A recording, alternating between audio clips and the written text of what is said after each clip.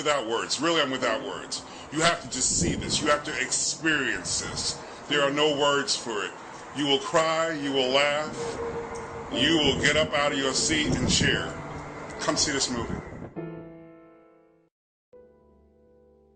I love the dialogue between the Africans and the African Americans in the room. I loved how they just kept it 100%.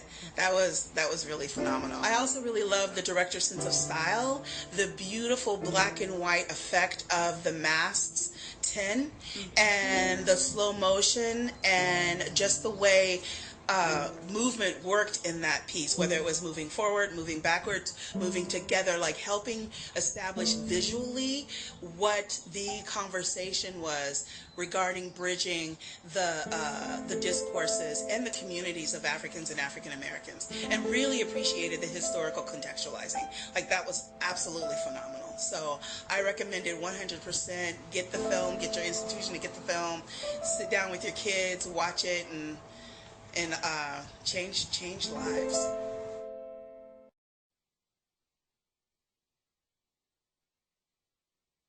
What I did essentially was I wanted to look at what did several hundred years of trauma produce.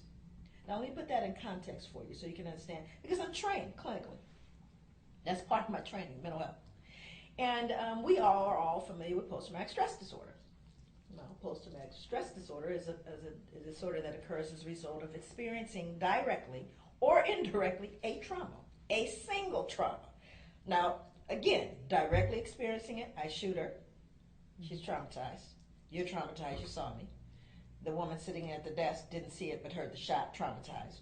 Family back home, traumatized. She saw it too, not traumatized. She just happened to have a level of resilience that she says, wow, it was a horrible experience. I'm sorry that happened to her. We should visit her in the hospital. Where are we going to go for dinner? A whole other thing, right? There's nothing wrong with her. It's just that everybody has different strengths and have different, differential response to a traumatic event.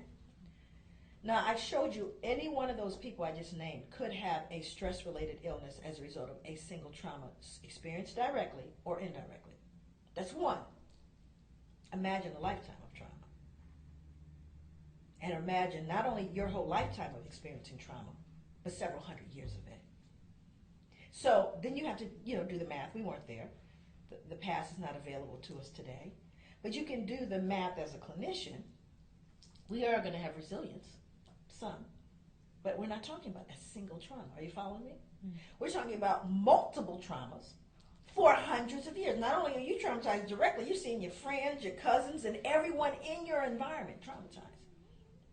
And so now, is it plausible, becomes a question of anyone, that all of those people escaped who were just simply happy slaves, which some people would like to believe, that we were just all happy. But let's just say, over all of that trauma, and again, let's be very explicit about what that was.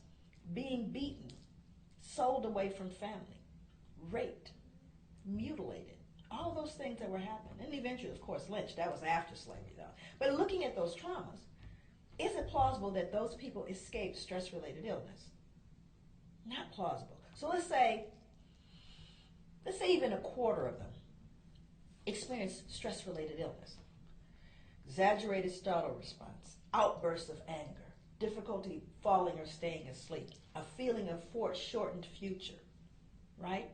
This kind of emotional volatility that goes on, physically, mentally, emotionally.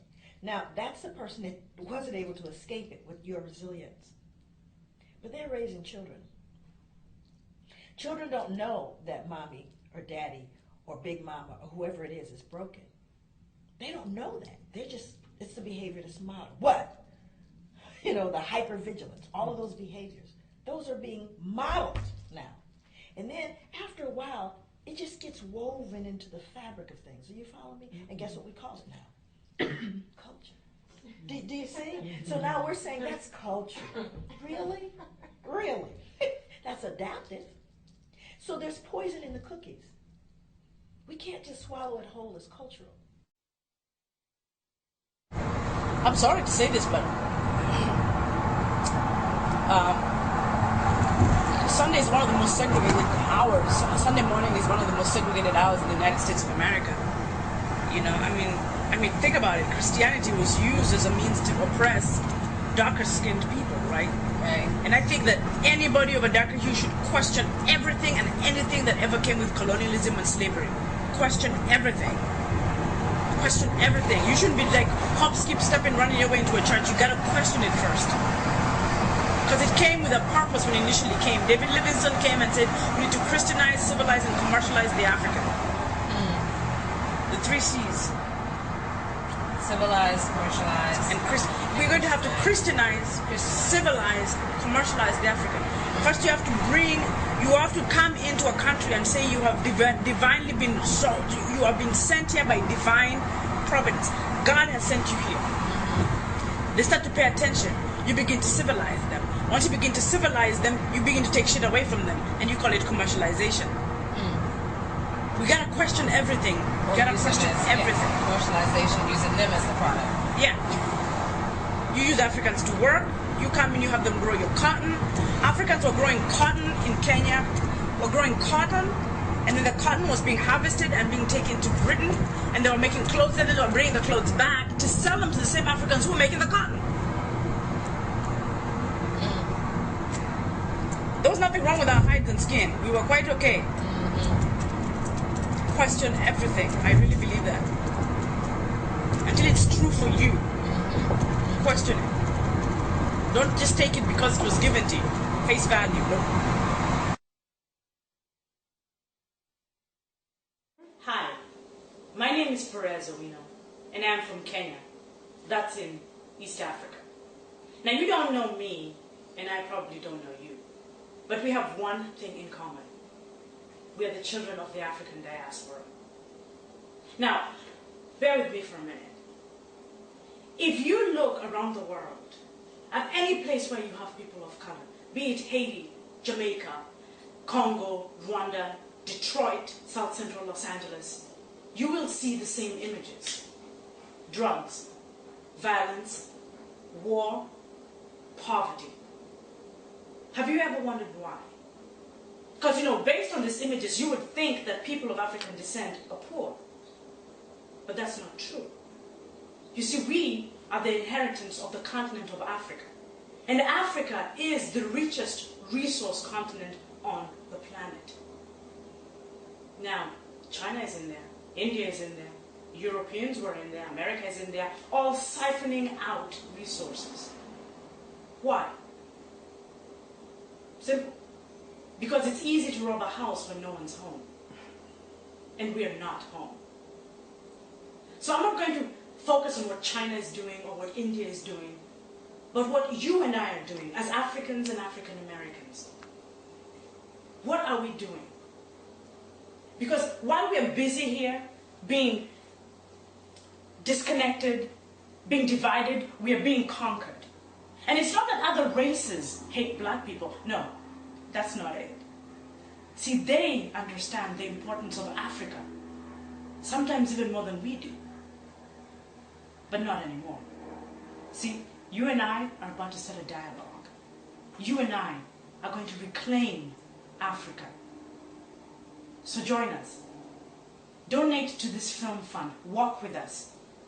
Let us awaken, so to speak, and claim what is really ours, because Africa is our responsibility. Thank you.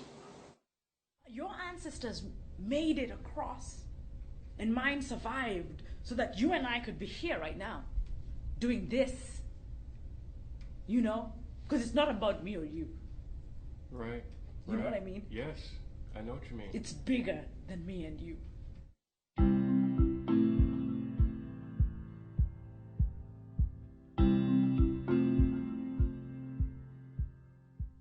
What's touched you to push to make Bound in the first place? I tell everybody this because it's a place of, it's embarrassing. But I live in Ladera, Inglewood area, and I lived there for like 4 years, and I didn't know my neighbors, and I didn't want to know my neighbors. I'm living here in Africa in a black community, and I am alienating myself. Why? Why? When I was in Kenya, all I wanted to do was to connect with African Americans, but here I am now in their midst, and I'm like, what is this thing? And then you sit and you start to look at everybody's face, and you look at every young. When I look at young black boys, 15, 16, 17 years old, because I have brothers who are 16, 17 years old, I see my brothers. I literally see my brothers. And that just continued to like do this thing, like, no, you have to go in here, you have to go in here, you have to go in here. And I went in, and then I realized that it wasn't even me who had to go in there, that there's a call that's coming from way back that's saying, I need you to go in here for me. Because I need you, as the people who are left behind, who are ripped from families, I need you to make me whole. And the other side is, I need you to make me whole. Because I think when me and you are here, we forget that before us, there were others who were torn apart. And who's making them whole? You know? And we have to do that. We have to do that. There's a reason why the 60s, there's a reason why Jim Crow ended in 64 and most African countries are getting their independence in 63, 64. Why is that? Why do we have a picture of Kwame Nkrumah and Martin Luther King? Why is that? Why did W.E.B. Du Bois start to speak about the independence of Africa and mentor African leaders? Why? You know, we can't stop asking, what did they see that we didn't, that we don't, or that we're seeing? Why did Isaiah need to find his DNA, get his lineage? Why? Why did he have that passion to do that? Why is he in Sierra Leone right now? Why did Regina King find a DNA? Oprah Winfrey, Whoopi Goldberg. Why? Could you describe the meaning of the title Bound? Now, bound just means, it has a multitude of definitions. If you look at the definition of the word bound, it speaks about how we're connected to each other as a people, how we're connected to our own experiences, how it's just being bound to stuff. We are connected to our experiences, we are connected to each other, we are connected to humanity, we are connected to the great human story. It's all, however you want to read it when you watch it, then bound then becomes how you understand the African American story, or how you understand the story of black people and the rest of the world. Let me tell you the highest compliment anybody gave me. This was a friend of mine who watched half of the documentary and paused it and called me. And she said, I watched this and you managed to make me empathize with the African American experience. My job was done. That was it. Because if you could get the other side, to see the other side of the story, your job is done. Because now people go into themselves. And now every time an African looks at an African American, and every time an African American looks at an African, you don't judge. You feel like you can go and ask a question and get the story. So what it is to be curious about each other. Let's not make decisions and conclusions. Let's be curious about one another. And that's like I was telling you that I'm coming for you. As an African, I'm coming for you, you know. And like, people laugh at me when I tell them that, especially African Americans, that I'm like, I'm coming for you, and you, and you, and you. I'm coming for all of you. Because I have to come for you. And I have to come for you because you remember me and I remember you. I'll be like, yeah, you know me. Be like, yeah, I know you. I'll be like, I know you too. Because we are close. We are close. It's only 500 years, so we're close. But I have to get you because I need you to get everybody else. Because you and I have to sit and say, okay, we need to get Billy now. We need to get Jean-Louis right there. We need to get Lupe. We need to get all these people. We need to bring it all home. But I have to start with you.